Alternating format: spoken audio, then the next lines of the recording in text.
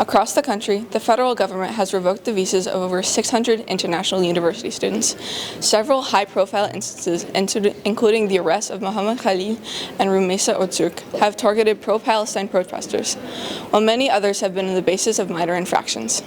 13 international Umass students have had their visas revoked. Umass Chancelor Javier Reyes and the students did not have any known connections to student activism, and that the university did not play a role in the termination of the visas.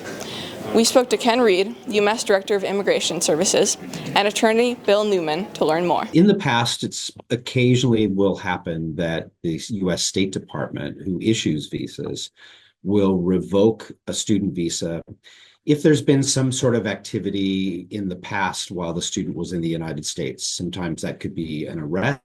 It could be some sort of legal issue. But if and when that happened in the past, they still had underlying status in the United States. The only thing that was taken away was their ability to travel internationally and to re-enter. And so if they did want to do that, they'd have to go back to a U.S. consulate.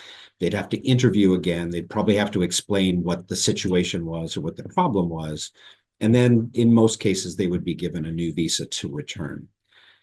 What the fundamental difference of what's been happening in the last almost 2 weeks now is that in certain visa revocations, what has also happened is the Department of Homeland Security has gone in and terminated their actual student immigration status. Without legal status, then you expose yourself to possible enforcement or deportation proceedings.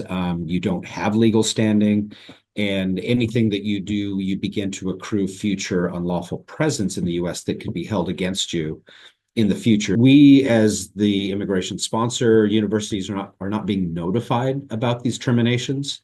So it's really up to us to manually go into an immigration database that we have to comply with and constantly be checking these termination lists. We don't quite know exactly what's happening behind the scenes right now, but there is speculation that the federal government's using AI to just kind of sweep information out there. Some of it might have connections to something, and what we've seen, unfortunately, is that a lot of these cases are not really anything that would rise to the level, certainly, of a termination of status. It's a wholesale disregard for due process, a wholesale disregard for fairness, is a wholesale disregard of the First Amendment. The government is not giving reasons, perhaps because they don't have them, but we don't know because they're not saying. The government seems to think that if you disagree with them on any issue, that it has the right to revoke your status as a person in this country. That is enormously frightening for persons who are immigrants, for persons who are visitors, for persons on visas, and for everyone else in the country as well. Because if the government can do that to a disfavored group, the disfavored group today, it will do that to a more disfavored or a differently disfavored group tomorrow. UMass is providing legal aid and mental health support for students who have been affected. Thanks for watching, and see you next week.